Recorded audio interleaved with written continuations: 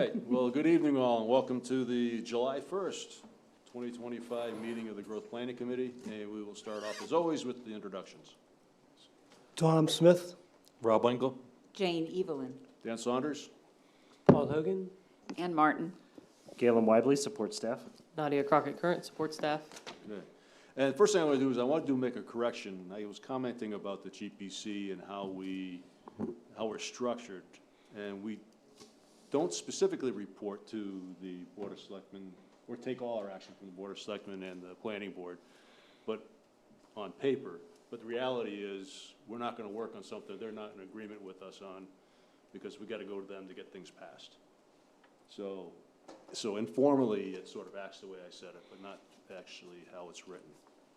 So I just wanted to correct that. So first is a review and approval of minutes from June 17th, 2025. I'll make a motion, we approve. All right, Second. second that motion. Any discussion on those minutes? All right, all in favor? Aye. Aye. All right. Next up is continued review of the proposed omnibus land use ordinance changes for the November ballot. So we'll bring those up on the videotape. Yep. Yep. So, Okay. just a question, Mm-hmm. with the passing of the new Mhm. laws and changing of all of that, how does that fit into this plan? We don't have to do it immediately? Great question. Great question. So first I'm going to say as a caveat, the land use ordinance changes that we're going to be working on tonight, we have to make a decision by the first week in September. So I just want to put that in everyone's minds that we don't have a large turnaround time to make things happen. The changes in LD 1829, those go into effect for towns that have a town form of government that for ordinance changes in June of 2027. So we have some time. I think we do need to let the dust settle on that, to see how that plays out. I know Maine Municipal Association is looking into this. There is a lot of concern from towns about what the implications are, the erosion of home rule, what's it going to cause on municipal services for a town. So we're all well aware of it. We've been briefing you all on what the provisions pertain to, but we do have some time before we enact it. You will see that there is some changes in our density tables at the very end of our ordinance changes that staff was proposing as potential changes in the growth areas of town, and those were lower density requirements than what's existing. So we were trying to, again, address the policy solution, not as expansive as what the legislature has done, but we can certainly go into that when we get there. But we do have time, and I know, again, we are looking at strategies, to delay that implementation further. We just encourage people at this point right now, like option-wise, talk to your legislators, ask why they voted for this legislation, because it does matter that they hear from you, that they can still make changes to legislation that's been enacted. Mm-hmm. But that's the current lay of the land right now. Thank you. Yeah. Thanks. Okay, so I think last time when we wrapped up, I think we were about to start talking about stormwater. So I figured we would start there. So this is kind of going back to our discussions about a year ago at this point regarding some stormwater language in our ordinances. Galen put together this nice first draft of a stormwater ordinance for us.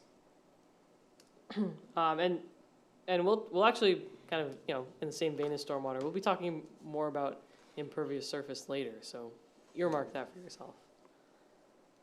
Are the underlined portions, there's some that are dashes and some solid line? Is that? So the dashes are just, if the AI, that So word has, thinks there's a grammatical Yeah. Oh, okay. error. This is all new, so anything underlined is new Blue, yeah.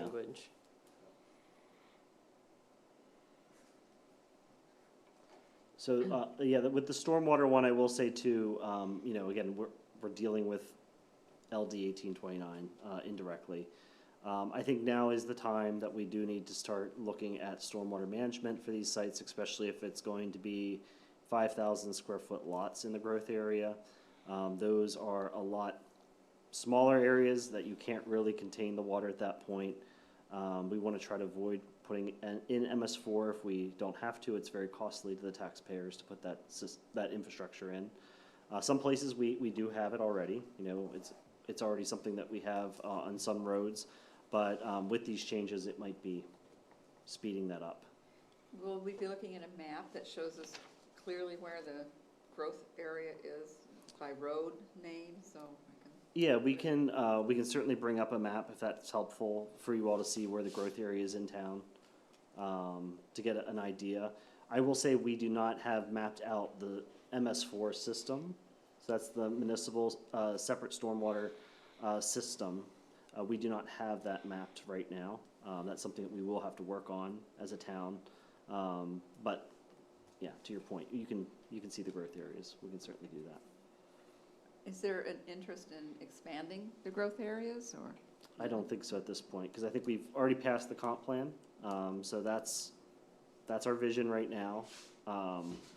And we can't, the other thing with the state law, just so everyone's aware, you can't change your comp plan now because of this legislation.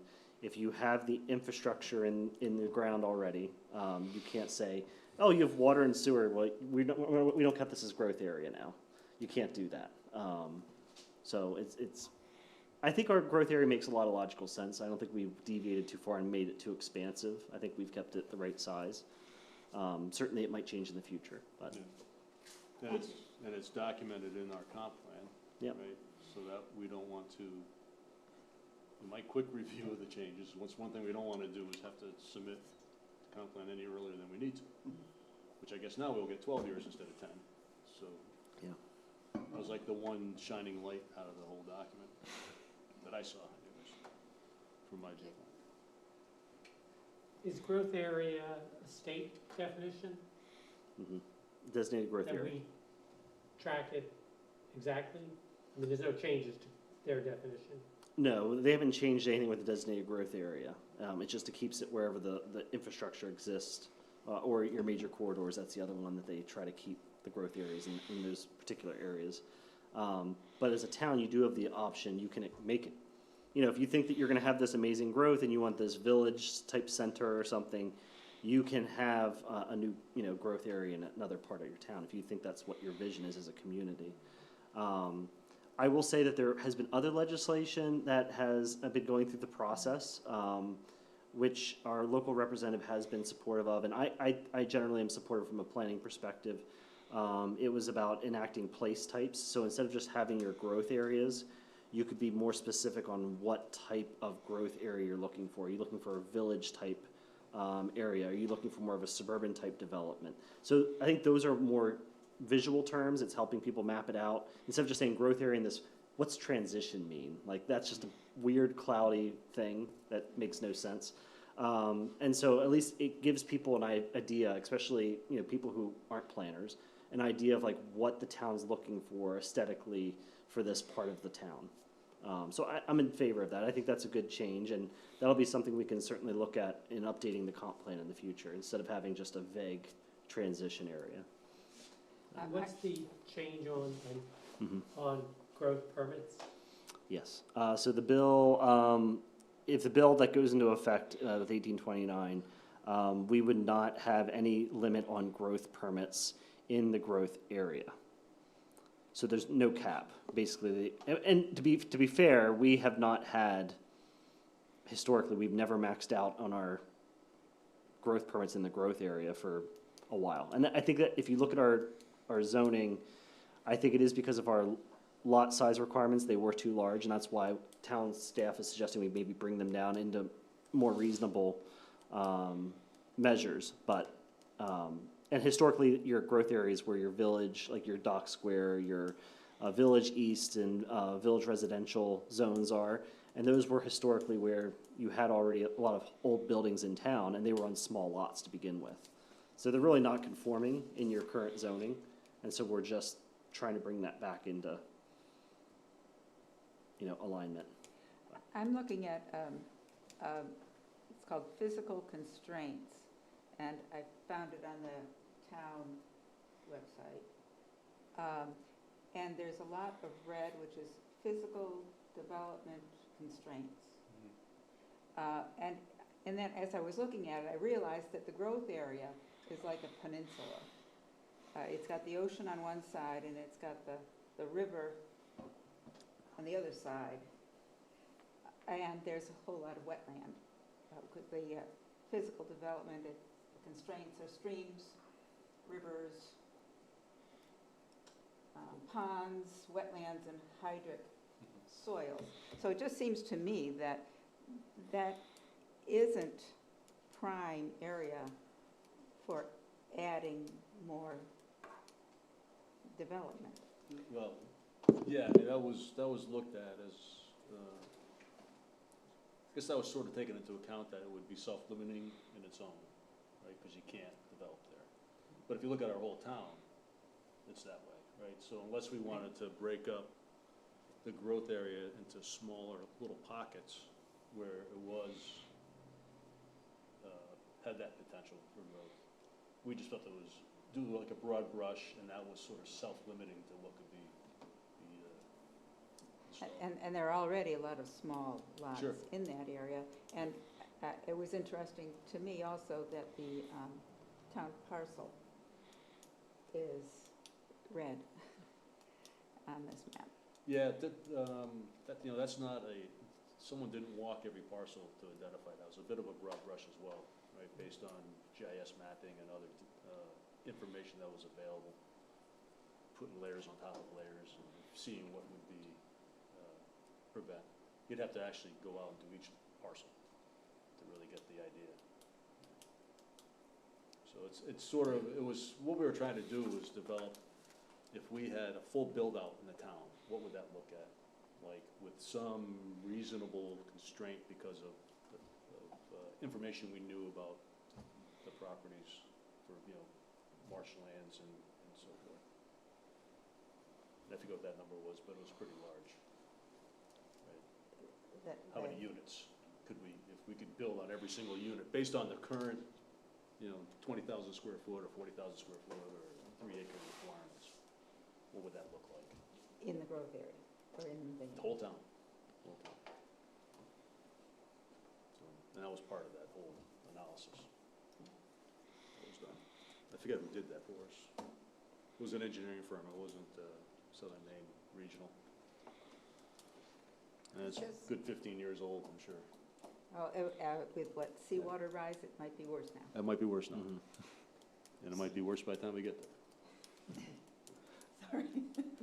I have a historical question. Being new to all this, I understand, having read the documents, what the process is today. But my question is, how did we get to where we are today? And it could have been, at some point, it might have become, might have evolved into a super economic zone. It might have been kept as strictly farmland, but it didn't. It is what it is today because of whatever people allowed to happen and wanted to happen. So we define places like growth areas and places are going to be kept rural and places are going to be kept for other kind of ecological purposes. Can you walk me through very quickly how we got to where we are today? So I have a historical basis for understanding what's driving the future. I mean, 96 was the first comp plan, Yeah. right? But you're asking like historically the development that took place in town beforehand? A very high level Yeah. overview of how we got from a rural fishing village 1,800 years ago to where we are today. Who was driving that? And how do we get to where we are? A little downtown, a little commercial, a lot of big companies like the Tides Group and so forth. All those people involved in businesses. How did it change from this rural fishing village to where we are today? And what's driving the interest in keeping it where it is or changing it to the future? I think it's kind of like the way the whole country was, right? I remember I was living in Milford, Connecticut, and a neighbor across the street was the first guy on the street, and he could have bought the house on the water for like $1,000 more. And he says, who wants to listen to the water all night long? So he bought house 4 back, so it'd be quieter, right? At some point, we all fell in love with the water. So that just started driving people. So was the market, right? And you could build, and they came. So, and then Well, the other I one guess was the Colony the, Beach, or the Colony Hotel was built, so people from Boston and Massachusetts started coming up here was for it the, vacation. But there is were it no constraints back then. Seaside, am I saying that right? Seaside Rail, is it Seahorse Rail? Am Yeah. I saying that right? They also, way back when, way back when, there was already a plan. They had this developed, all this land, especially down near Ocean Avenue. That was to be a historic resort beach town. Like, that was, if you look at the plans from what the assessor has, they were all little lots that were supposed to be a residential resort community, that people from Massachusetts would come up here, and this would be where they vacation. Yeah. So that's always historically, I think, been in this town, in Goose Rocks Beach. I mean, that's how that grew up over time. But I think once the shipbuilding industry, once that went under, you started seeing Dock Square evolve into what it is today, because they realized they have this asset, and how do we redefine ourselves? And there was a conversation as a community, and that's what they decided to be a tourist draw, which makes sense, because you can't rebuild Dock Square ever again. It was a shipbuilding area. So, It was all before zoning. yes, yeah. It's just. Sure. You know, happened. shoreline zoning, and, when we realized we need to protect our resources, and, But I get the impression, some of the discussions we've had, that the economic needs of the town may at some point override some of the ecological, environmental conditions that we've seemed to have woven into our planning. And am I being too sarcastic about that, or? But you're much closer, but my reading of the comprehensive plan is, I'll use the word balance. Is, I think Trying to balance the interest. comes through loud and clear, and it is a comprehensive plan. Yeah. That really seems to strike that between residents, businesses, tourists, full year residents, as well as seasonal So residents. trying to preserve the historical characteristics of the town while still allowing for economic Reasonable. and growth and so forth. Right. And in the comprehensive plan, it talks about the strengthening our unique small-town character, which I think we have to stay a small town in Sure. order to have small-town character. but what do you define as a small town? What we have now. Well, I mean, what's a small town? stoplights. It's very subjective. It's determining what's that population size that is the next step of when you're a city or something else. Like, The density for. I mean, for certain me, area. yeah, density, and then if we have to add a stoplight somewhere in town, that's gonna be a step up, right? Right now, we got a way stop signs work really well, right? so. Okay, so this is the stormwater provision. We're just going to go through the ordinance briefly, and then you all are to be reading this, and then we're going to have discussions on certain points that people have questions or concerns about. So that's stormwater. This is the protection of the wildlife habitat, and so this is for the resource protection area in town.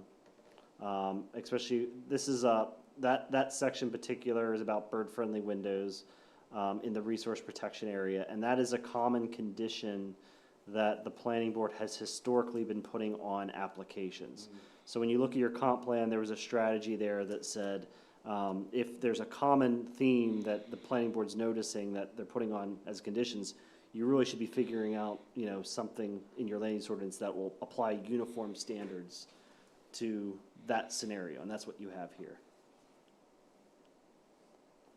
Can I ask a question back on Yep. 620? The C, I guess it is, talks about using concrete and paving and 620 are not counted. If the purpose of this is for drainage, then it's not counted as surface. So I was just interested to know what that means. Yeah, What- so what that would apply to is like if you have your porous concrete or pavement, if you're using that technology, because as we discussed before, for some newer members here, we had a demonstration to explain how they work. It's porous concrete, and I have a sample, core sample, if you want to see it at Town Hall. You pour the water through, and instead of, normally with a driveway and everything else, it just sheets off. This will go through the porous concrete and go into a few layers of sediment below, sand, gravel, and it helps filter and trap that water. So it's not just sheeting off, it's being collected. And then you eventually have a pipe that will allow that to disperse at a slower rate. So that's, again, trying to keep it there. So we allowed, if you use that, it's usually about twice, they say it's about twice the cost of putting in regular, pavement into your property. But if you use that, we won't count that as lot coverage because it's considered impervious as long as you maintain it. There is some sweeping requirements that are, it's once or twice a year you have to sweep it and make sure it doesn't get clogged up. But that is an option that we're giving people as like a carrot to use the technology if they have a small lot. So that assumes that outside the shoreline area, Yep. we would be counting lot coverage, including pavement, Correct, which is not the case now. correct. That's a policy shift. We don't have, it's just the structures right now that, Right, it's just structures. Just Yeah. structures. right, so we don't count pavement, we don't Yeah. count driveways as lot coverage. I do think with 1829, I think we probably should start, if they're 5,000 square foot lots, that's gonna be hard to control stormwater. So I think you'd wanna count all impervious surfaces at that point. Yeah. If the state's gonna mandate this, at least we're treating everyone the same. Yeah, You're allowed to put rules and regulations in as long as you're treating everyone the same. That might be our next effort, so. Just for clarification, shoreline zone Yep. and resource protection, they're different. They are different. But isn't resource protection within shoreline zone, or is it just completely different? Sure, so in Kennebunkport, our resource protection is part of shoreland zoning, but there are parts that are outside of shoreland zoning, because the shoreland zone is only 250 feet from the high water mark of most coastal river areas, and then wetlands on top of that. But because the town of Kennebunkport has floodplains listed as resource protection, some of those floodplains go past that 250 mark. And so they're just resource protection. So may I ask, with regards, there are some areas in town that the water, when there's a heavy storm, will congregate and will flow into that area. And so is that calculated in anything that we're looking at in terms of stormwater? Is that a consideration? And would that also impact being able to put another property 5,000 square feet behind one of these buildings, and yet that's an area that has congregated water in that spot? Yeah. Is that dealt with in this stormwater? So those are two different things. So if water is ponding on roads and those areas, that's more of a public works, and we would have to try to address that as a town, like how we're going to address that with our water control, stormwater control system, because it's there. New development, we would be able to say, you need to, this is what these standards are saying, you need to meet the 10 and 25-year storm event pre-development versus post-development. So whatever the flow was on the site, if it was a grassy knoll area, you need to meet the same flow rate as what it is when you have a house there and a driveway and a garage and whatever else you have. Now, that being said, I'm going to put full caveat and full disclosure. Even though we say 10 to 25 years, if they show the calculations work and we have a couple storms and it works, it's working per the ordinance. With climate change changing, the 10 and 25-year storms might have higher rainfall events. And if you have a 100-year event, it's going to still overwhelm the system. And I tell people all the time when they go to planning board for subdivisions, the residents are concerned about stormwater. That's a concern that they always have. And I said, well, we're only dealing with the 10 and 25-year storms. If there's a 100-year storm or a 500-year, which the one in 2024 was a 500-year, nothing we do is going to control that water. And we need to understand that we should be having you know, as a community, we should be having conversations on what we're gonna do to evacuate or deal with those types of storms when they happen. But we're not gonna be able to control those types of events. It'd be just too expensive for someone to put in some kind of improvement for something that only happens, it should be happening once every, 500 years? yeah. Well, if you had a parcel in the growth area in downtown, Mhm. one of the residences there, and these are usually pretty large lots. So if somebody decided they wanted to carve off, subdivide, and Mhm. sell 5,000 square feet behind them. Yep. Now you've got a situation where you have a surface Mhm. concern in terms of the stormwater. Mhm. And you could either restrict, is there any ability to restrict, say, no, we can't carve that off and have a residence there because of the stormwater issue? We would not be able to issue a building permit till they show, how did you meet the stormwater requirements? But you're saying if I'm understanding you correctly, if there's already currently flooding conditions and road concerns, can we preemptively do it? And I don't think we can. I think as long as they're dealing with their stormwater, we can't say moratorium on everyone. I can certainly check, you know, with other planners to see if that's been done before, but to my knowledge, I don't think we can stop someone.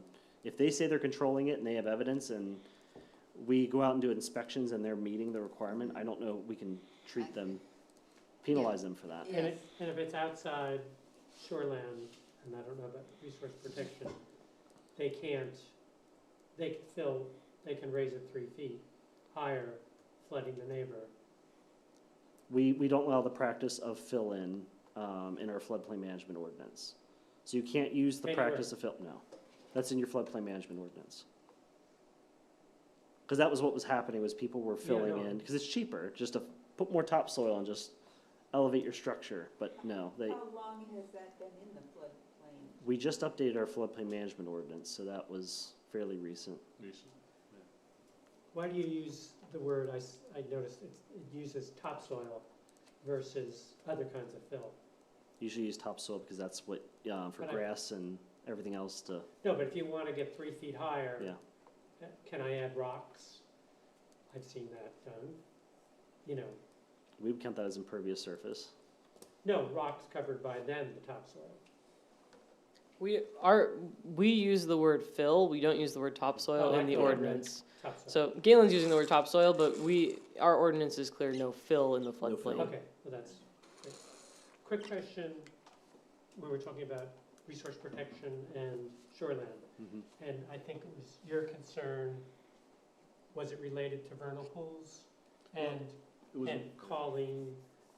including that in the definition of shoreland. Mm. Would it be easier to swallow if it were resource protection versus shoreland zone? What would be the difference? well, I recall, actually, it was that when I was looking up the shoreland zone, Yeah, that resource protection was like another level of restriction greater? within the shoreland zone, yeah. So, for instance, I think a single-family dwelling wasn't allowed in resource protection or something. Correct. Per the state standard. And so I was concerned about having it Right, get okay. outside of shoreland zone. Right. I guess it is. And then by putting that. As long as they putting stayed pools in out of it, right, as long as they stayed out of the vernal pool, then they're not in the resource Yeah, okay. protection. That's what we proposed, Yeah. because again, in your comp plan, it says about how can we protect the Kennebunk, Biddeford vernal pool complex, Right, which is a unique, ecosystem that we have in town. And so this would have given protections for, vernal pools, regardless of if they're significant or not significant, that they would be protected. I will say that there was recent legislation that yours truly was part of, that proposed with the Audubon, Maine Audubon, to protect vernal pools with 100-foot buffer, goes past property lines. So under the previous law, under the LePage administration, the vernal pool buffer was 250, but once it had a property line, it stopped. Like that makes no sense. Like for shoreland zoning, we don't care. We care about how far you are from the resource. We don't care about property lines. So I think this is bringing it back in line with all the other regulations that we have in town. So there is new protections for significant vernal pools, and those are those that meet the egg mass requirements when someone goes out and does a survey. They have the amphibians there that it's a critical breeding habitat for them. So there's 100-foot no disturbance, and then within the 250, they can still disturb 25%, if I remember correctly, the legislation. So that's new. And are they required to do the inspection at the right time of year? Or Yes, can we do it? yeah. You have to do the January. survey. No, you have to do the survey in the correct time of the year. But it's significant vernal pools, not, Significant, significant. that's just significant, yeah. which is significant. It is, 'cause All vernal pools are significant. well, not, but you could have thousands of vernal pools, Mhm. and lots of them could be a foot in diameter, or a little bit, maybe a little bit bigger, so it's just from Usually bigger. and unfortunately, not unfortunately, but within our town and within Biddeford, there's a huge swath of land that's designated as part of the vernal pool complex, Mhm. but it hasn't been, nobody knows, it has a map that's specific and says, here's where all the vernal pools are, right? Right, Because it can change too, I would imagine. It's just a slight dent in the land where water accumulates and is there for the springtime, right? Yep. To allow the hatchery of the salamanders and all the Yeah, protected usually species, which is good. usually in Maine at least, they're usually forested, so that's something unique to them. But there's vernal pools out in California. They did not protect their vernal pools in California, and they've lost a lot of them. They've been filled in, and so it's important. I think I think we're gonna have a broader conversation about 1829 and development in the future in your rural areas, but that's another side conversation. Can I So, point out one of the things where Paul was going? G does say topsoil fill-in. Practice topsoil filling, yeah. That's what I read. So it does say topsoil, it's Yeah. not inclusive of other, so someone could interpret it differently. yeah. So, yeah, in our actual floodplain In the management floodplain. ordinance, it doesn't specify topsoil, so I do see Yeah, this we here. Yeah. I'm not gonna use topsoil, I'll just use sand. Yeah. Right. So that's the protection of wildlife, habitat. We talked about that. Where are we at? Next section. So again, because we're adding the new stormwater standards, we're getting rid of the new recent requirement that we put in there for ADUs. So we required any new ADUs currently, the law is you need to at least address stormwater using low-impact design standards. And we offered the manual there, that way they don't have to try to get it engineered or anything, but they at least have to use the best practices. So by us putting the new stormwater standards, we're keeping it uniform for all development, we're gonna get rid of this section.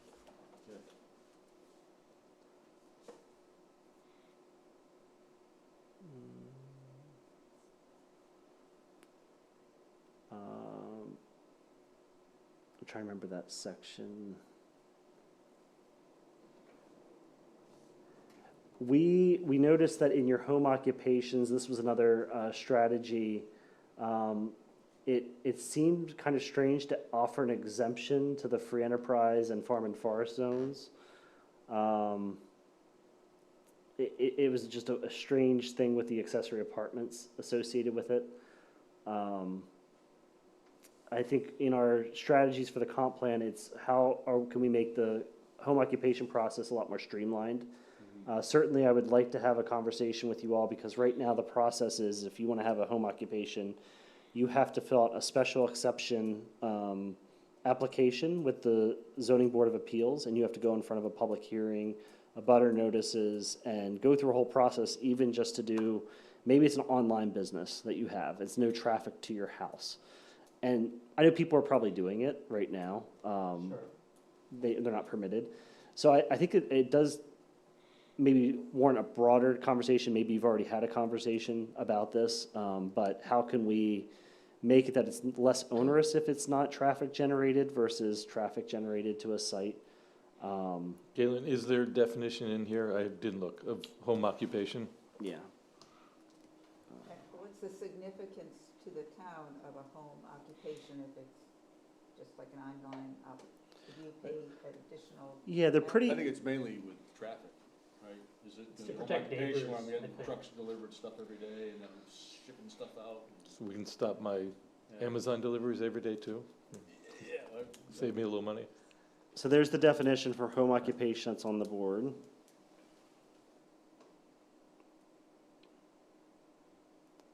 Again, it's pretty limited, you know, 2 persons other than the family member, so it's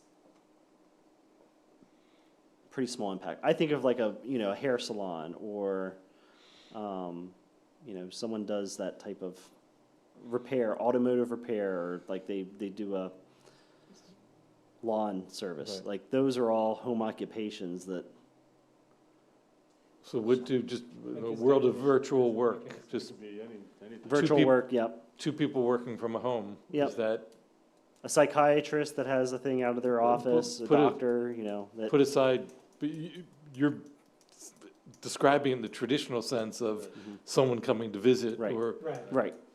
but so work from home, where does that fit in home occupation? In that definition? Depends if you're, I guess, a consultant and, Any job. So it has to do with traffic flow to your property? But it If you're doesn't doing seem an to say that. occupation where there's no traffic flow, is that a home Well, occupation? that you- we should rewrite. I think we Right, do need to that's- rewrite it. I mean, I've seen other towns where they've done like a type A and a type B, that Mhm. one's traffic, one's not. And, Right. you know, one's permitted, it's not something that's over-regulated, and the other one has a little bit more control standards on it. And then again, what's the significance of it to the town? I mean, I don't know. What, do we Trying to tax it maintain or have a residential, fee if you Yeah, have one? residential nature, right. it's zoning, it's just. It's to just make land sure the use. zoning works, I think. Yeah, it's land use, so it does matter like what we're allowing, what we're not allowing. And right now, the process is fairly onerous if you want to do a home occupation. Yeah. We don't get many permit applications for home occupations. We don't go out and force it, but if someone ever did, like, they decide to have a dog grooming business or something, like, we're gonna have to follow the complaint and say, okay, well, this is the process you have to go through. I just think we can maybe work on that to make it a little bit, So you suggesting make it easier Easier. for Yes. within reason, yeah. okay. What about something like a daycare, childcare center? Good question. There, I saw, there is elder care definition in here. I forget if we have a definition for, I mean, this That use. definition is kind of silly. Right, it's What's not, associated typically with residential? mhm. I'm an accountant, I'm a Right. dentist, I'm a. Right. Tax collector, yep, I'll It let, has yeah. nothing to do with, It's probably pre-internet. yeah, oh, absolutely. Mhm. So are you thinking we should do this for the fall, or you're thinking down the road? I think that's gonna be a long-term one, but I just saw there were some things in that performance standard, if we go back to the ordinance, that I was like, okay, we can make some changes, as part of an omnibus change that, you know, will make at least a little bit of a difference, but there's your childcare definition. Childcare centers right there, Whether a private home or separate. yeah. Yeah, that was in my former town, that was quite an issue. Sure. We need them though, I mean, that's, Sorry? we do need them, Oh, yeah. yeah. Well, the concern, I guess, was the traffic, Of course. noise. Of course. you know. 7 o'clock in the morning, everybody, or it's 8 o'clock, everybody drives in. And do they have to be licensed? Yes. That's a state thing though. Mm-hmm. Okay, Okay, so, so, 7 to 7. there was no other ones for home occupation? I don't think so. No. For some reason, I thought there was another section in that, but.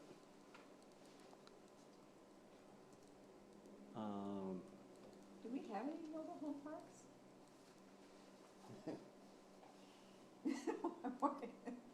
I mean, We have some things that were built as home. oh, okay, no, I just You wondered. have a campground that's now a mobile home park. Where, I still don't know how that happened. okay. I've been too busy just to sit down and just open that file and just read it all. Okay. Sandy. Okay. Sandy, what's it called? Not, not a traditional mobile home park. Oh, okay. Seasonal. We have, something that, The high ends mobile home park.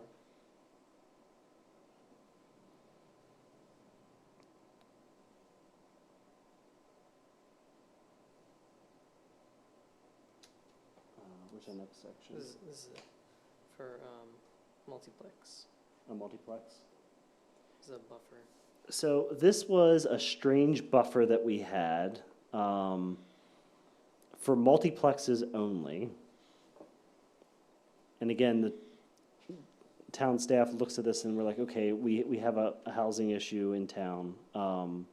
We're treating multiplexes a lot differently than we would a single family or a duplex.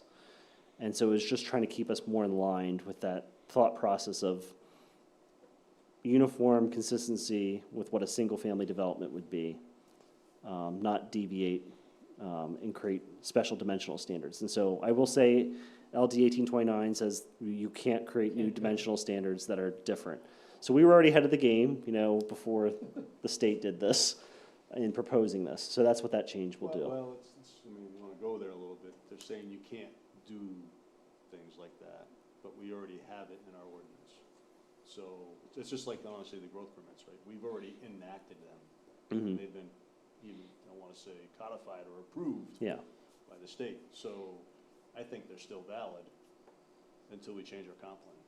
Because obviously, the next time we bring the comp plan to them, they're gonna say, no, can't have that. But they approved it.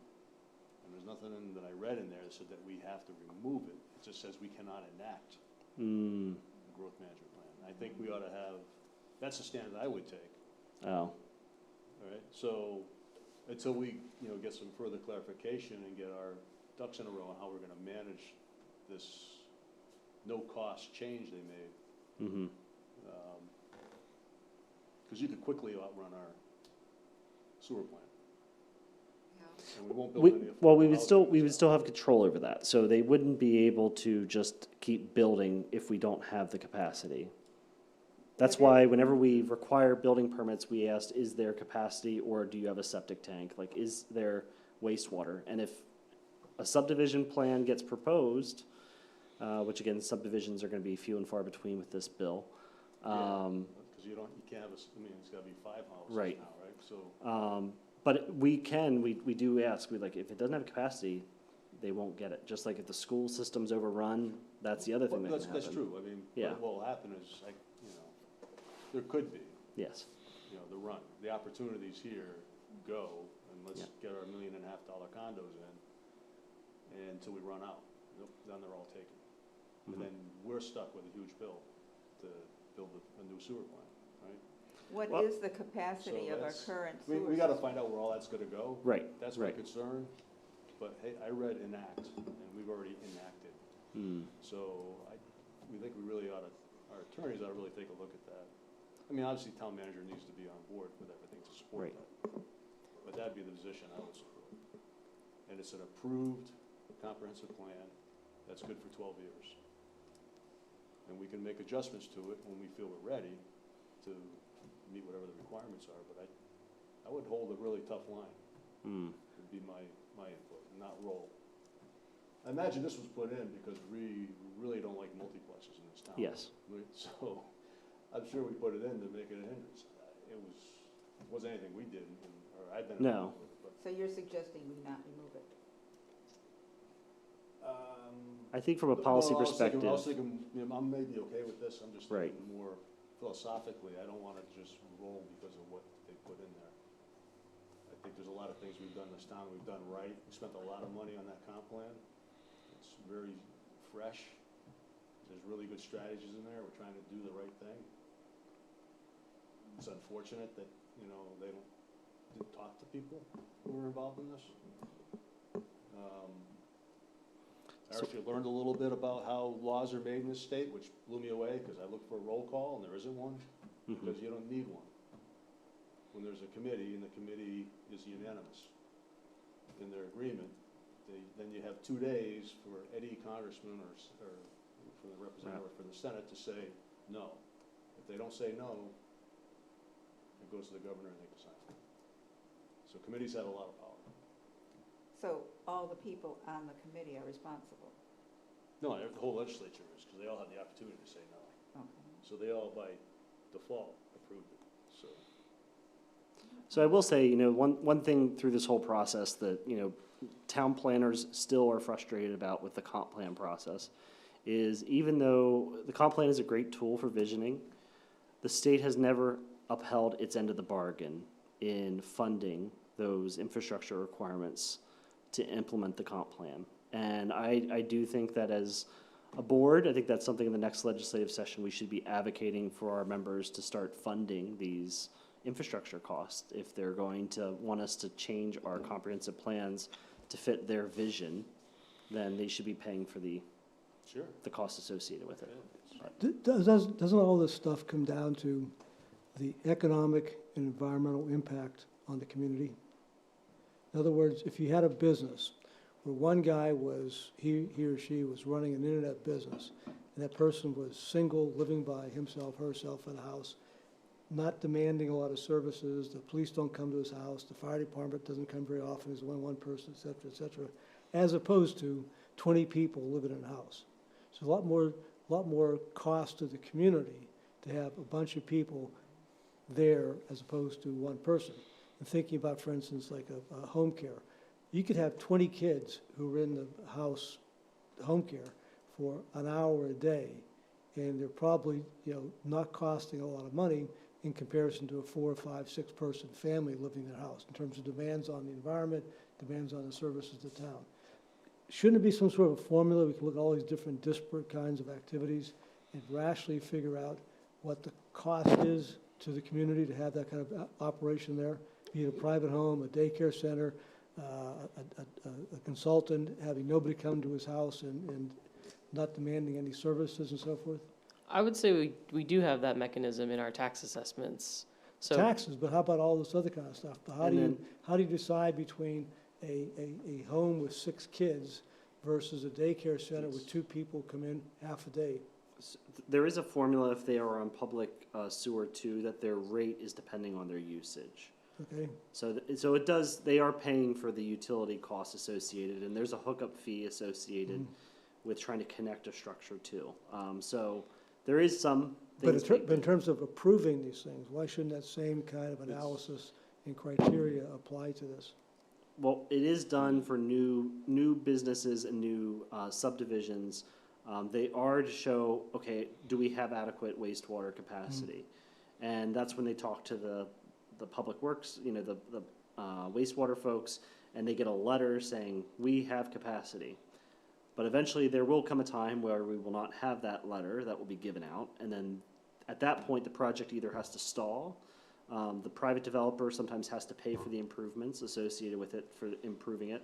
Or if the town thinks it's in the best interest and policy of the town for this development, they can help to offset it. Very rare that happens, but it's an option. But usually the developer pays for the infrastructure costs. So you're saying it is objective rather than subjective when you make these decisions? Yes. Okay. Yeah. Okay, so next section, residential mixed use. And so what you'll see here is there's a lot of changes in the performance standards. Again, it looked like, from what staff has, in reviewing this, it looked like we were really trying to prevent this from residential mixed uses from actually taking place. Just with some of the requirements that are being proposed here, such as an open space requirement of 60% of the total lot area. It just seemed out of place. And so we're trying to, again, encourage people, as you played the game with the town staff, on, encouraging mixed use, walkability downtowns, having commercial, mixed commercial with residential that makes sense for the community. It just seems, that we were putting a barrier there with that open space requirement. And then we also clarified in this subsection G, just to say that they have to meet the net residential area requirements of the underlying zone. So it makes it a little bit more, the way that sentence read, it is almost like you could have 4. It didn't say, well, okay, how do you get to the max of the 4? So we just clarified that language, just that it has to meet the density requirements of the underlying zone. So how's open space requirement on the lot maintained? If you have a residence and now you've Yep. got 5,000 square feet to another residence, can we have any requirement? Are we going to lose that sense of open space and trees and greenery that we have in Kennebunkport? Yeah, so each lot has to preserve at least 20% of their lot size for open space. So they can't develop it. But open space can be lawn, it can be trees, it can be whatever. For some reason, we put residential mixed use as having 60%, which was a lot higher threshold. It seemed out of place from what that 20 is. But our lot coverage requirements, usually, we allow 20% lot coverage right now. So there's still 80% of the lot that's technically not having a structure on it. I don't recall why we put the 60% I don't know. there. But originally, when we put this in is we wanted to allow the opportunity for the mixed use, Mhm. right? So you didn't have to have twice the lot area to have Two a different commercial things. and have Sure. a residential. Yeah. So that was the idea behind it. So it was to provide better opportunity for, again, affordable housing, is what we were trying to do with that residential mixed use. So there could be an apartment above, like down in Dock Square, you could have an apartment above Yeah. your office or whatever it is. I guess as I'm looking at all this, I've always got it in my mind that one of the benefits of Kennebunkport, or its attribute, is that it has such greenery. It's so attractive, and it brings in the flowers, and I think that's one of the reasons people like to come here and walk, and come and, frequent businesses or stay here. So as I look at this, I'm just getting a little concerned that we're going to end up with a lot of, impervious surface, or, that is a result of the new requirements for additional units going in. And what you're saying, I've always got it in my mind, what percentage are we, what is this lot looking like now? What is this little? So our lot size will never, that has not changed. So 20% of the lot is what's allowed. Whether we change that definition from not just structures, but in all impervious surface, right now it's still 20%. So they're limited, even with a residential mixed use, they are limited to 20% of the lot that can have a residential mixed use. They can't do more than that. So there's some guardrails. I think your concerns are warranted, but I think we've addressed that in other parts of our land use ordinance. So, but that remaining 80%, Yep. could this new legislation come in and take away some of that 80% area and say we need to have other residences placed here? Not if we are treating everyone the same. Under the current, they can always add new legislation. We're always gonna have to respond to them. But right now, no. As long as we are treating, whatever the uses are, as long as we're treating them the same as a single family, then we're not running afoul in the law, Okay, so. thank you. This is the rumors performance standards. People are getting creative in having now kitchenettes as part of their roomers, which again, the intent of the roomers was to be a room attached to the main part of the house. They're using the same cooking facilities as the family. It's like you're an Airbnb, a host, and people are trying to add kitchenettes into the room now and make it a separate entrance. And so we're trying to bring that back into requirement. And we have a definition section in your definitions that deals with kitchenettes, what they're defined as. It's supposed to be the third bedroom or your second bedroom that your kids were living in Yeah, at one time. that was what was the intent. That's the intent. Here's your agritourism standards. We won't have to talk about that anymore because you've all done a very good job at thoroughly reviewing that. Is there any validity or any help that, like when we write those things, that we add the intent? And like an intent statement of this ordinance, does that provide any Like a legislative support? intent. This is what we intended. Hmm. We tried to cover all the things that people could use to try to get around the intention. They still found a gap, and they're doing it, but this, somebody could look at it and say, okay, well, their real intention was, it's Yeah. just a second bedroom. Well, then your That's the important- language and the intention will start to. Well, I guess, but at least there would be no argument about what the intention is. I mean, shouldn't be any true argument. That's why you have good, you have good minutes that, future planners and staff, they look at it like, okay, what was the intent? And that's why, I do appreciate having some detailed notes, not a verbatim, and we keep recordings of all the meetings too, so that helps as well. Because that's what we normally do with the attorney is they were like, well, what was the intent? So we have to go back, look when it was enacted, go get the minutes and read it and see what was done.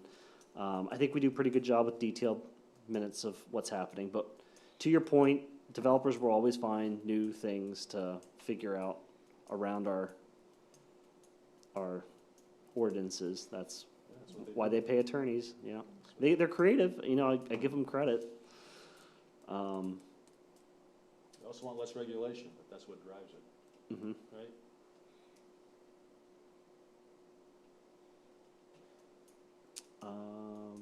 What was our next section?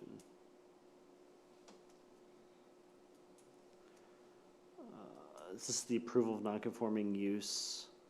This is again, this was in something in chapter 1000 that I guess we forgot to add. That was about they had to, after you expand a non-conforming structure, it's just requiring them to record it with the registry of deeds. Before, we'd have a piece of paper that was in office. This is just, again, enshrining it that if no one will forget, or, you know, the town's files all go up in smoke, at least there's some record somewhere that they've already done their 30% expansion.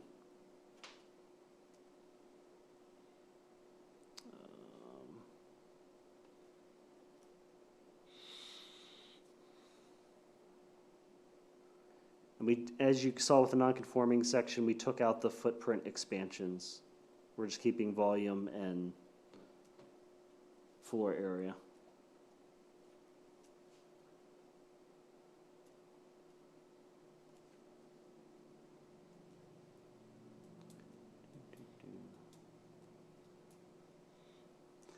So this was another one of your comp plan strategies. This is under site plan review process. It's changing the stormwater management requirement from 50-year to 100-year rain events. So that is, that's in just for site plan review. So mostly commercial type development that takes place, that's where that will fall.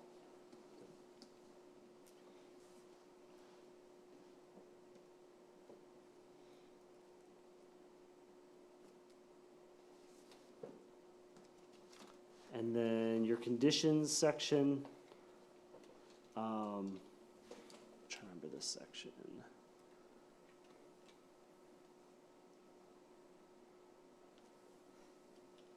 I believe that was a chapter 1000 change. Looks like it. Yep, chapter 1000. There you go. I usually put notes in. For your attention. Mm-hmm.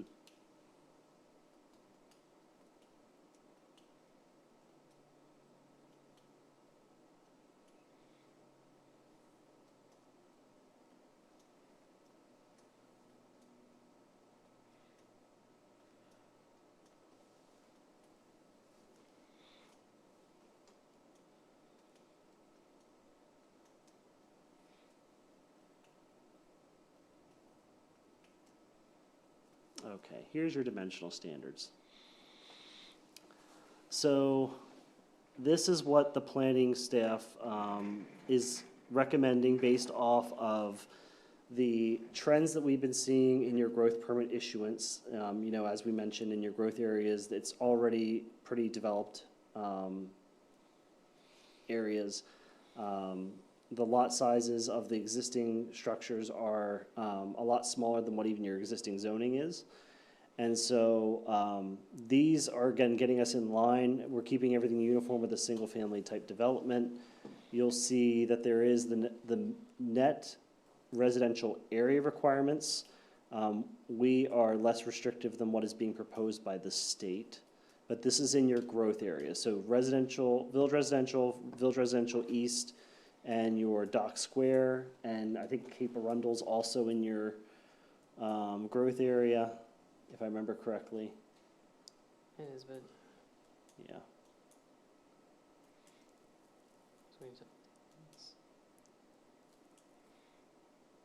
So that's what you're seeing here, is we're trying to get the setbacks, everything is in line to what a single family would be. And we took the 40,000 square foot for lot size to 10,000. The state is obviously going to decrease that to 5,000. And then the net residential area will be reduced to 1,250 square feet per dwelling. So in theory, they could have 4 dwellings on a 5,000 square foot parcel, plus an ADU on top of that, so 5 total dwellings on a structure, on a site, which I think is bad public policy, but that's the law, so. So Galen, what does that mean? Does that mean there's 4 sewer stubs? There's 4 sewer Oh, bills. Meredith needs For a, each dwelling gets a sewer bill, yeah. Mary Beth, Yes. here. You gotta use a, like, I can't see the screen if I'm. do you want to sit down here and then you can sit? No, that's okay. That's all right. I guess I'm I think that wondering why sums we're us up. going to make all these changes now, if we're going to have to do it again in a year from now, and how people would think about this and would plan for this. And then, so I hire an architect, I decide to do Yeah. something, and then a year from now, I can do something else. Mhm. And then I have to go back and, because I can develop more than I thought I could here, so. I think it was for us to start the conversation. I don't expect that your density is gonna be in the November one. I did want to bring it to your attention. This is the So why omnibus are you- change. This is omnibus change. We've done this before, where we've discussed all the changes, and then Yeah. you decide, okay, these are the ones we wanna deal with and not. And I know there's gonna be more research that you're gonna ask on certain things, on looking at what the density requirement's going to be, what's the potential units that can be there. I know that's gonna be a Yeah. question that we're all gonna have. I just think it's gonna be very difficult to understand, and we're gonna confuse everybody in town. And we don't have local papers anymore that cover news. And we don't really, we publish twice a year a newsletter from the town. I guess that's the best source of information. And then it's all gonna be changed again. Mhm. Yeah, I mean, I'm sort of in line with where Paul is on this, if there's things that we know with the new law passage, like this is good to say this is where we are and where we're headed, Mhm. but these are ones that would be impacted if the new law stays, Mhm. and then we would, because that would be July of 2027. 2027, so we would have to do either next June vote or the following November's, Yeah. right? Or Right. June of 2027, yeah. Right.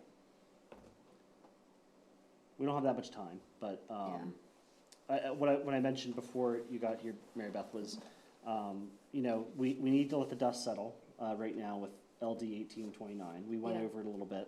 But MMA, advocacy is looking at strategies to address this right now. And of course, a lot of residents have been calling our offices about what the impacts are. And I said, right now, we need to wait and see if dust settles with the courts and how that's going to address it, before we start to say, okay, this is what we're gonna do. Right.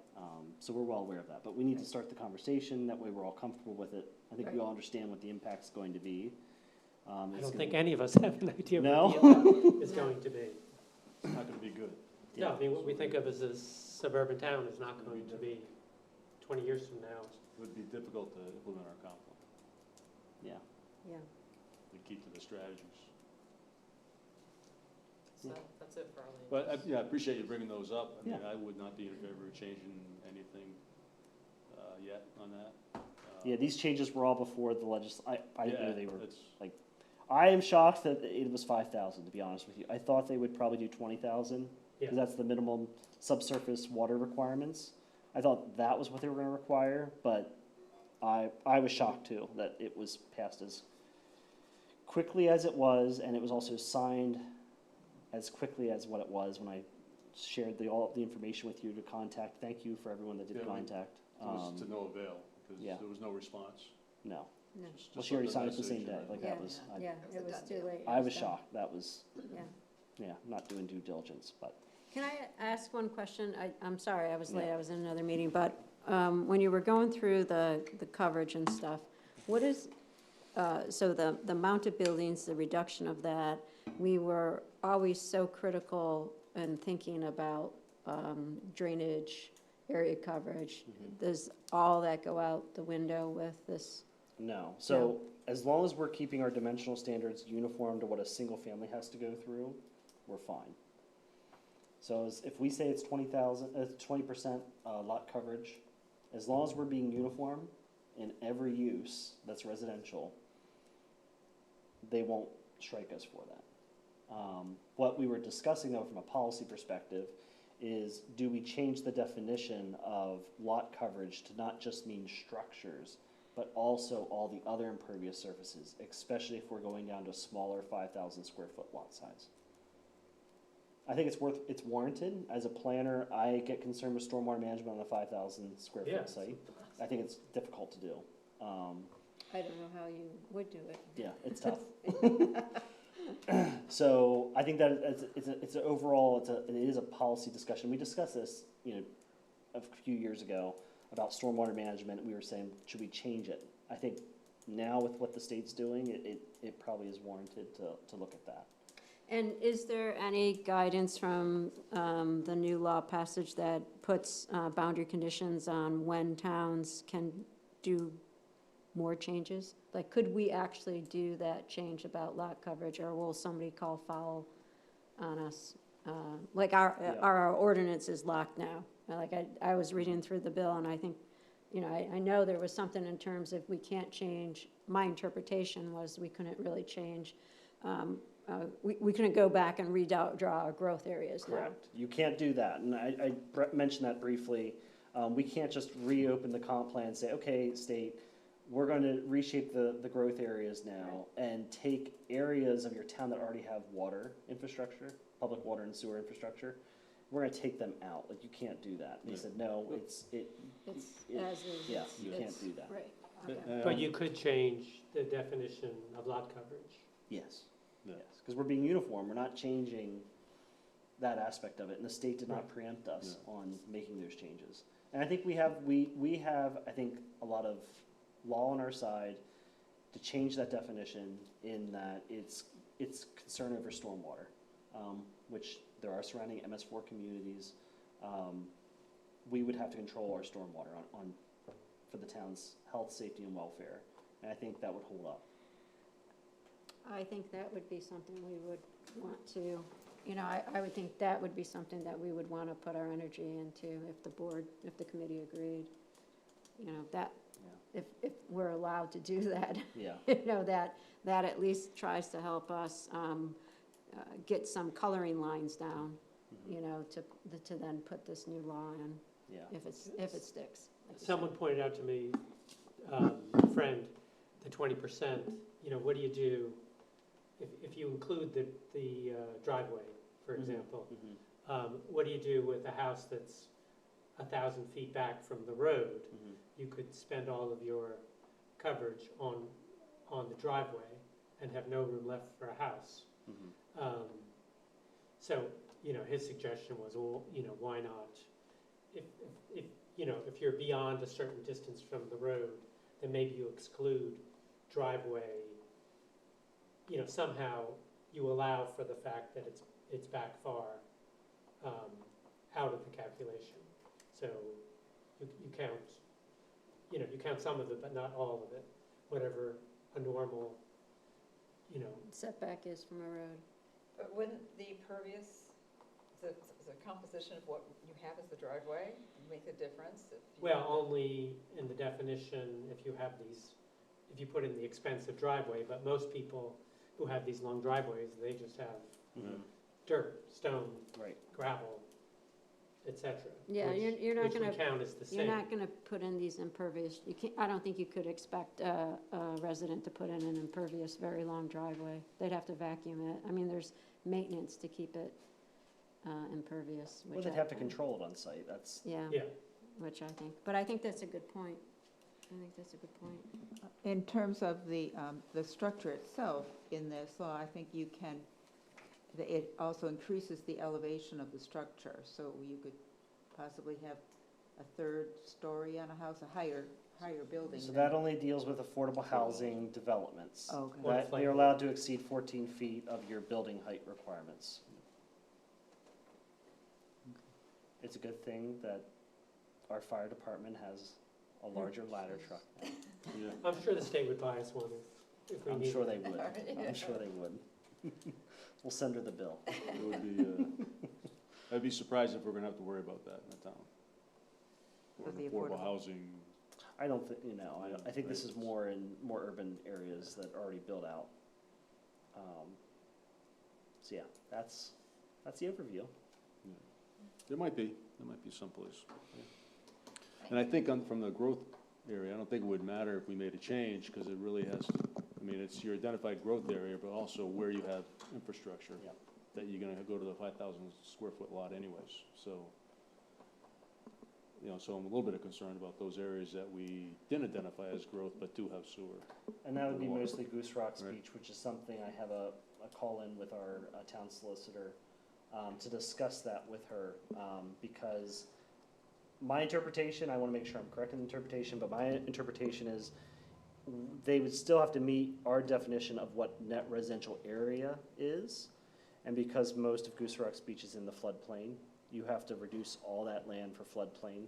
So I just want to make sure I'm correct in my interpretation on that, but I think that should prevent those areas from having multiple dwellings, because they're already completely submerged with floodplain. Which from a policy perspective, I don't think we should be adding more houses more people in a floodplain where it's environmentally prone and disasters are possible. So that's my, You're injecting common sense. I though, know. so I don't think there was a lot of It's a common rarity in sense this in day this. and age. Yeah, well, no, not in this bill. If we could get some clarity, I don't know if you've already talked about it, and if you do, I apologize because I was late. But I was confused on the comments about where they bypass the planning board for subdivisions. yes. Can you talk a little bit about, give me a little bit more color on what exactly are they going to be bypassing? Before we dive into the bills anymore, because I think we've wrapped up land use, I just want a quick next steps. So as per our usual methods, for the next meeting, if everyone could please read it over in their own time, add any comments you have, Galen and I can research, and we can come to you at the next meeting with some more information if you're missing anything. So, Mary Beth, I'll make sure you have review access for that document as well. So now, moving on to the bills. So with the bill itself, so under current law, if you are creating 3 dwelling units in a multiplex building, you would have to go and trigger subdivision review.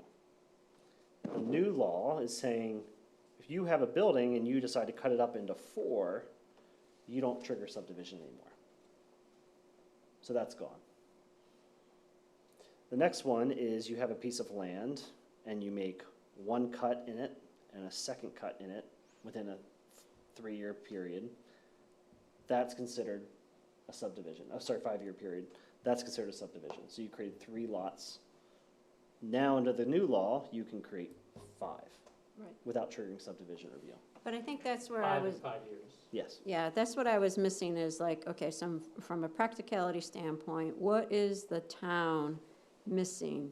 What of our process are we going to be eliminating because people aren't going to be coming to the planning board for this?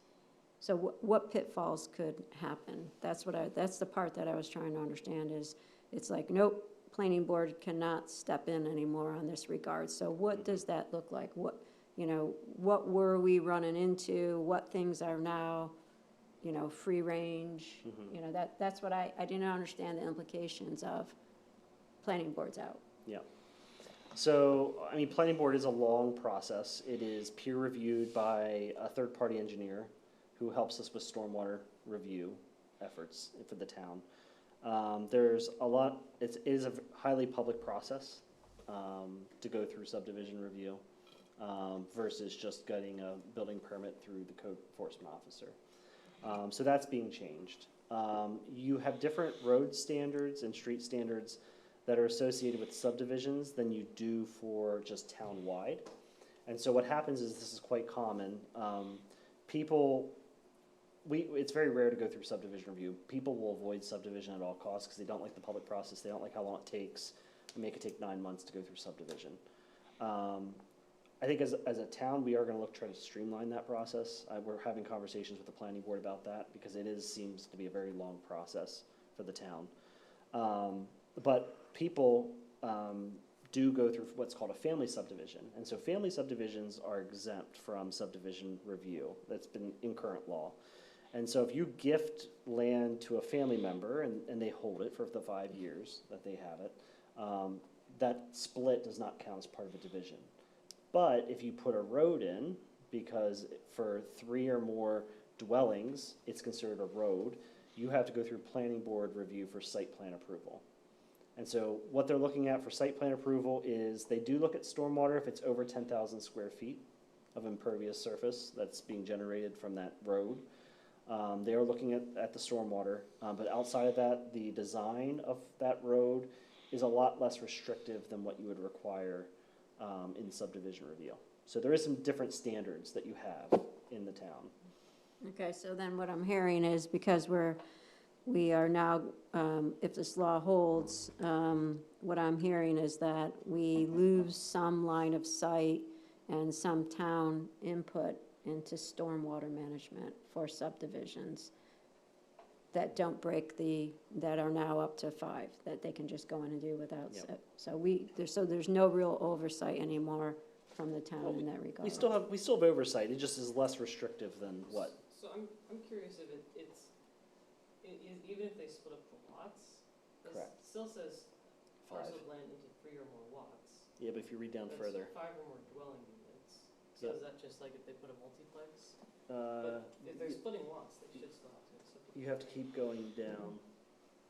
They added the new one about the 5, the lots. Because that was added in there. Yeah, so now you have to it used to trigger at 3 and now it triggers at 5. Right.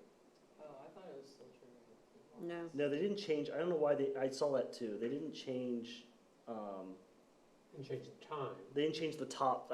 Again, maybe they did this really quick. They were just trying to, but they didn't fix that section. Does it say there?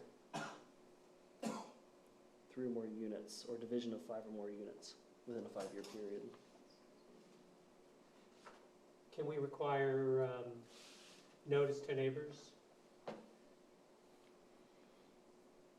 If it doesn't go to planning.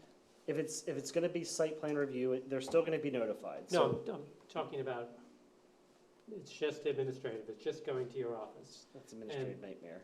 That's, And the first I find out that my neighbor is building, a 4-unit thing, 15 feet from my yard is when the excavator comes in, as opposed to 6 months earlier when I could have gone and said, you know how the water flows here? And at least had your ear. It doesn't sound like there's anything within the process to allow that anymore. No, my question is, why can't we put our own process in so that if they file for a building permit that involves whatever you decide your criteria is, you also notice the neighbors? There's nothing that That's- prohibits us from doing that. I think it would be an administrative nightmare to try to do that type of notice requirement for every building permit. No, I'm not saying every building permit. I'm One- saying we used to do this for subdivisions. Now, a 5-unit subdivision is just going to be passed by you. Is it 5 or more or less than Mhm. 5? So it's less, it's 5 or less. The way I read it is, and I'm not a lawyer, but the way I interpreted the language was that, the towns will stay away. Like, you're not There's no gonna. planning board review. Right, Right. and so if But- you're saying you want notification because you want to be able to go and bring some things up to the You want code to, officer. you want to know to go look at the plan to see what's going to happen. Otherwise, you have no way of knowing what's happening in your neighborhood. I think we couldn't make it any more restrictive than what we would require for a single resident. Right. But that doesn't mean we can't require a site plan for every single resident, if that's what we have to do, right? Well, I mean, we gotta somehow Yeah, I mean, put the my things in wife place in to Arundel, prevent that. my wife in Arundel had her farm, she gets notice, different rules than ours. If a garage is going up next door to her, it's conforming, she got a notice. So they've decided to notice neighbors when neighbors do things. So it's more, Yeah, We do. But you require the applicant to do it just as if it were a traditional subdivision that's going to site plan. So we do as a department, we do issue a monthly report of all the building permits that are issued. That doesn't do any good to anybody. Well, again, How would I education. know that I have to go read your report to see what my neighbor's doing? There are people that come in every month and they look at that report. And we do post it online. It is- Anyway, I've raised my But could we concern and could my we suggestion. could we request that, I'm on a corner here, I know, I'm on a little loose end. Could we request that the homeowner have to give notice, like? Yeah, that's what I'm suggesting. Yeah, so the homeowner has to, that's part of their application Right. then, is this, they have to submit to neighbors within a 200, whatever the yard Yeah. radius is.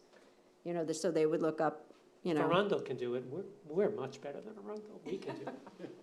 But there's a fairness to this when someone's property is being impacted, possibly impacted by something going on in it, in their neighborhood. I think that they have a right to know. And if that is a simple letter that comes out, and if it's conforming, it's not going to impact the development, but it will certainly give someone an opportunity to think, do I want to stay here? Do I want to enhance my property, or do I want to limit my exposure? And I think that they should have that right. You That's could my almost- 2 bits. Yeah. Well, you could force neighbors to actually talk to their neighbors. And And we- say, hey, this is what I'm planning to do, I wanna put a garage here. No, and Just- that's what, right, and all I need is your traditionally signature happens. That I told you, and, where I came from New Jersey, if someone was doing something next door, the code officer would say, go talk to your neighbors first, before you surprise them. And we do. Go We talk tell to people that. Well, here we just tell them that they get a piece of paper that they did it. We would get a piece of That's paper Yeah, just sign it. as well. Yeah, that's what you told me. I don't agree with it, but you told me. And I it signed it. promotes good neighbors.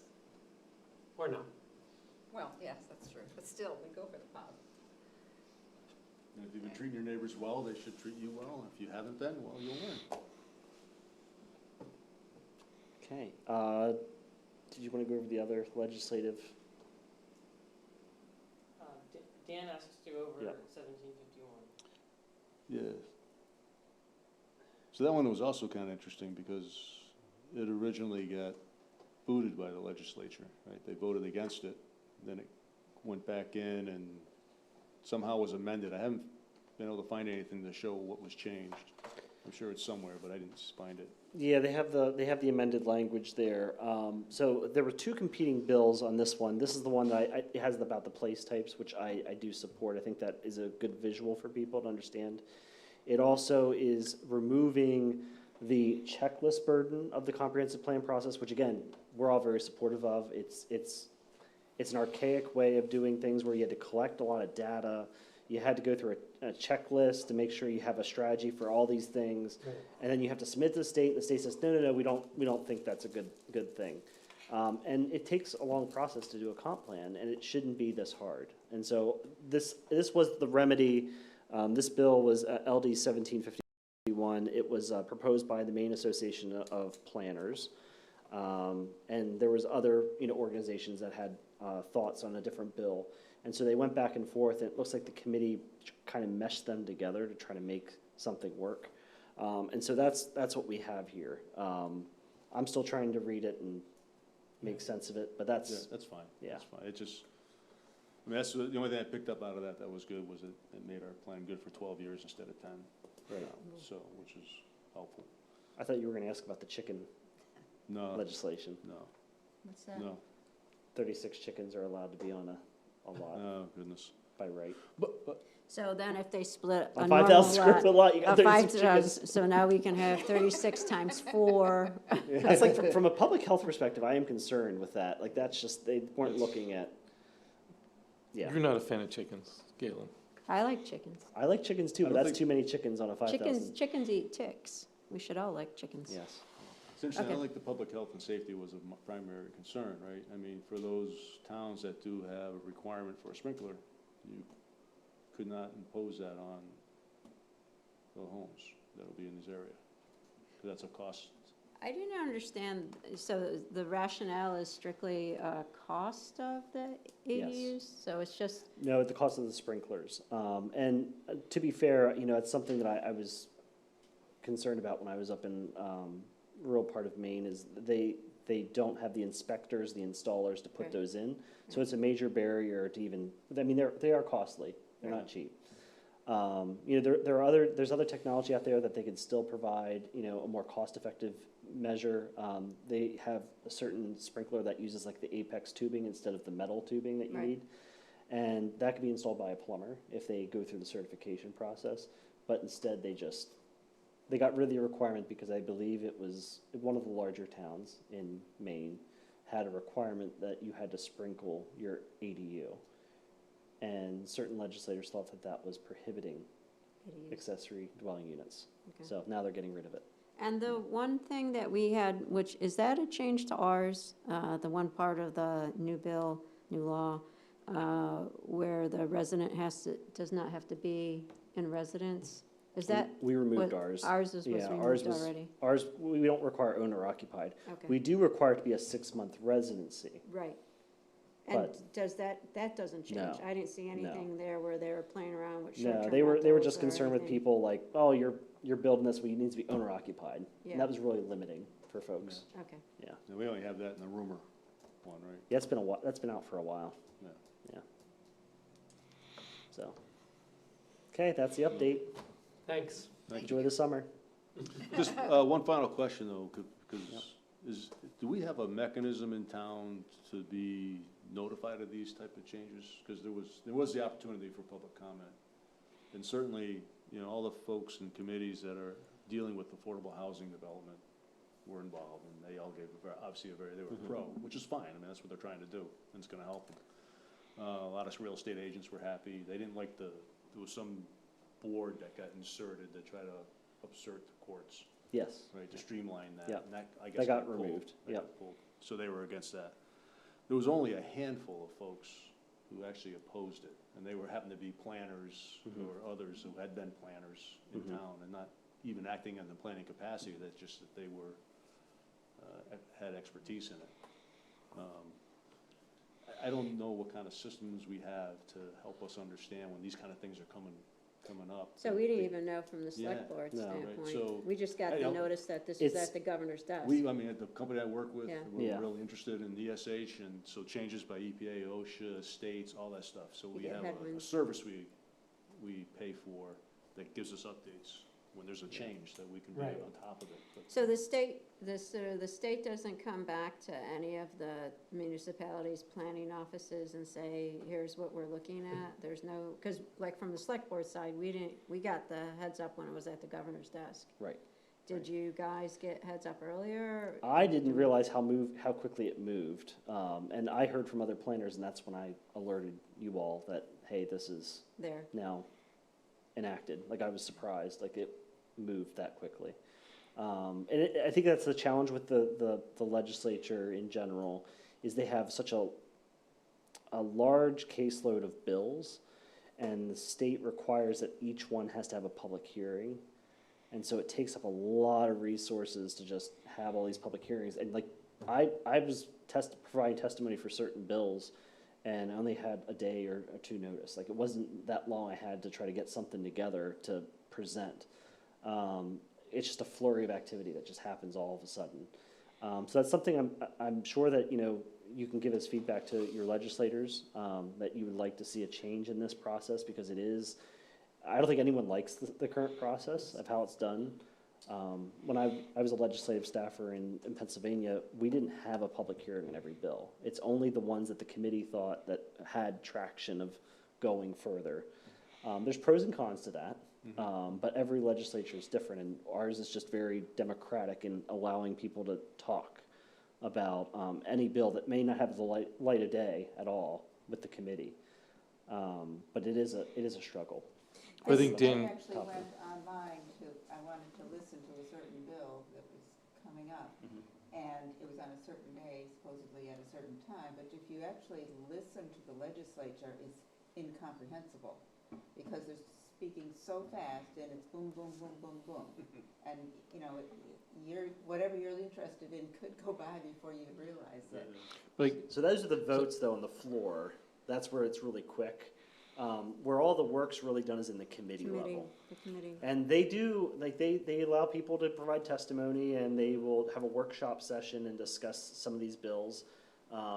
But it's still a quick process. You don't have much time to. You know, it I would guess be it- nice if something that was triggering home rule, like something that came close to abolishing home rule, that it actually triggered where it would go back to the municipalities to pressure test. Do we want to get rid of this part? Because this seems to really overstep home rule. I think, come back to Dan's point, though, is there a point in the session where the agenda of what is gonna be reviewed in committees is actually published? It's a few days. It's not even, yeah. Yeah, I saw when I was in there, there's a calendar and they publish what they're gonna do, but there are a number of times where they plan to have a Move it. workshop and it gets, Yeah.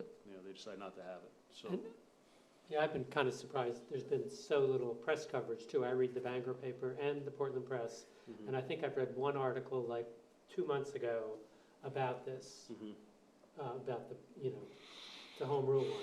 Is And- there any recourse that we have at this point to this? You can call your Talk to your representative. legislatures and tell them to reconsider this. Tell them what you don't like about it. You call the governor, Tell them you'll throw them out. they won't return your call, but you can call them. Yep. Send them an email. Maybe get enough people to do it and something will change. Sure. Sure, absolutely. Should I make a motion? You can. I'm gonna make a motion that we close the meeting at 7:31. I'll second that. Any discussion? All right, hearing none, all in favor? Aye. Aye. Thank you all for listening. Thank Stay you. tuned.